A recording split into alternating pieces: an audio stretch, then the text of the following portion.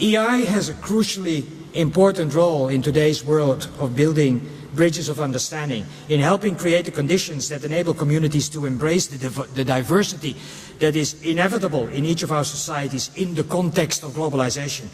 In Morocco last year, we brought together member organizations from the so-called Western countries with those from Muslim countries. And there can be no doubt that one of the most important debates today centers on the divergence between religion and religious practice on the one hand, and individual freedoms, human rights and democracy on the other. Education has a key role in helping our societies to meet this challenge successfully, and we must continue this dialogue. But the parameters should be taken into account. These are very clear. These are the universal values inscribed in the United Nations Charter, in the Universal Declaration of Human Rights, and in the ILO Declaration of Philadelphia. And those same values are inscribed in the Constitution of Education International. Colleagues, they are our point of departure as well as our destination. Helping societies embrace diversity is, of course, more than having conversations about building bridges between cultures and religions. It is also a fierce combat against racism, against anti-Semitism, against xenophobia, against homophobia, and against intolerance and discrimination in general. It is also about respecting rights of minorities, including the indigenous peoples who very rightly demand empowerment in today's global community. And again, education is key.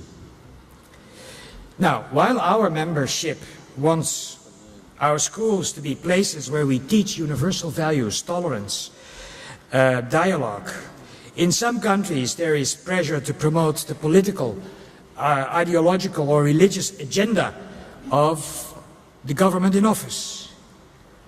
I'm going to give you 3 examples where member organizations have asked Education International to intervene. One is the case of Japan, where the Abe government has moved to insert mandatory patriotism and love of the nation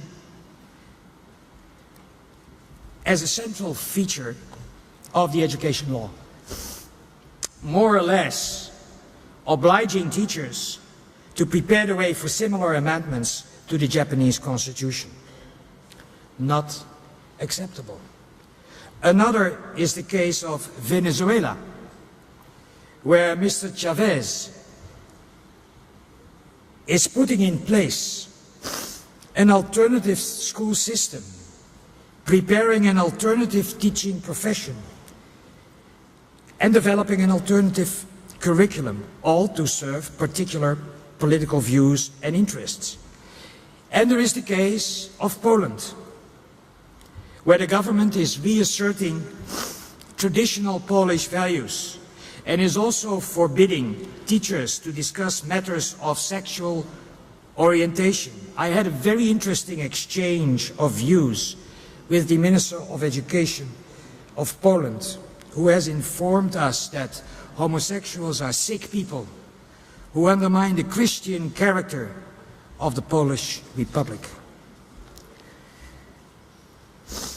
Colleagues, we are the teacher's voice in the global community.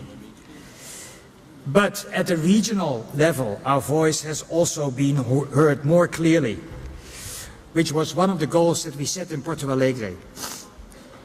Governments, they are listening, and sometimes they even say the right things. But as we all know, the toughest task is to move them from rhetoric to action. And we must make sure that our voice cannot be ignored by developing our professionalism and through building our expertise and our research capacity. One practical example is our work on the OECD program for international student assessment, PISA. 67 countries participated last year, and when the 2006 report is released next December, we expect front-page headlines again around the world. We are critical, sure, of some aspects of PISA, and especially of the way it's used by politicians. But the impact of PISA is undeniable, and it has produced strong evidence to support our view that good public education systems provide quality and equality of opportunity.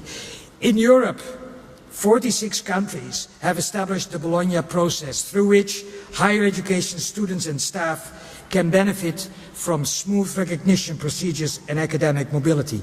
We were recognized officially as the spokes organization for our sector, which is called in the Bologna process consultative member. Similarly, we have been an effective voice with the ILO UNESCO Committee of Experts. Of the Committee of Experts, you know, of the recommendation on the status of teachers. The latest report of this committee is the strongest ever in showing that the conditions of teachers, especially in the developing countries, are continuing to decline, and that governments must establish effective social dialogue with teachers' unions. Finally, at the WTO, the World Trade Organization, we have carried forward the mandate from Porto Alegre on GATS. Sure, we have succeeded in raising awareness of the risks inherent in governments signing away their responsibility to provide public education under the guise of free trade. For the moment, the Doha round of trade talks is stalled because of agriculture, and GATS has been put on the back burner. But the pressures for commercialization of education are very powerful and growing, especially in higher education and in vocational education. So even if the Doha round is stalled, GATS-type clauses are being written into the bilateral and regional trade agreements. This battle, colleagues, is far from over. There are two things, in my view, we must do to change public policy and to move governments. One is to mobilize nationally, and the other is